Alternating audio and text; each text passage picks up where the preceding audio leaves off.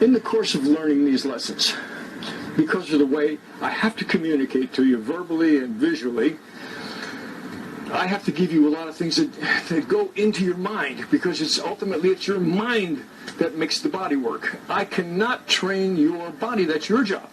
I can train your mind and tell you what you need to do to train your body. But you have to do it. And it's really not that hard. But you'll find it's going to be very hard if you're one of these kind of people who can't learn a movement and then know that you've learned it. In other words, when you were in about the second grade, you learned how to write your name. You don't continually try to spell it when you're writing it. You simply do it. So in the course of learning these things, once you learn that the hand does this and the other hand does that, you can stop thinking about it. I don't want you thinking your way through the swing. I want you to think of what the body parts do while you learn it and while you do the drills. But when you hit the golf ball, the only thing I want is for you to have a mental image of the flight of the ball, of what the ball has to do in the air.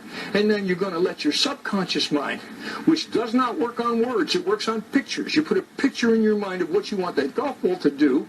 And if you've done what I've told you about how the body parts work in your practice, and practice the little drills and practice the shorter shots, then the ultimate object of playing golf is not to think about what your body does to hit the ball, because then instead of thinking about what you're doing, which is hitting the ball from here to there, instead of that, you're thinking about what your body has to do to hit the ball from here to there.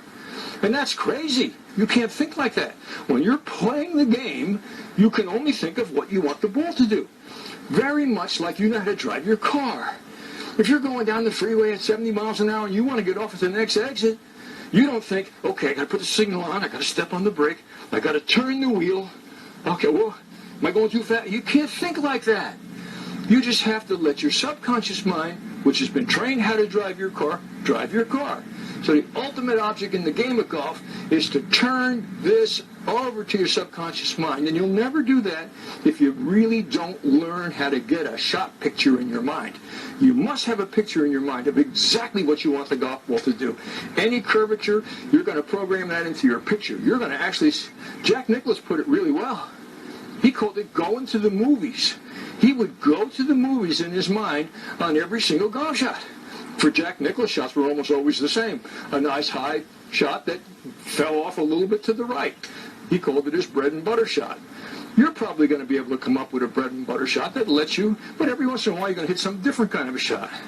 Now, when that day happens, when you can hit that bread and butter shot that happens automatically for you, when it comes time to hit that shot that's not your bread and butter shot, when you want to turn the ball the opposite way, or you want to hit it higher, or you want to hit it lower, now is the time that the thought process has to get your body programmed to do that.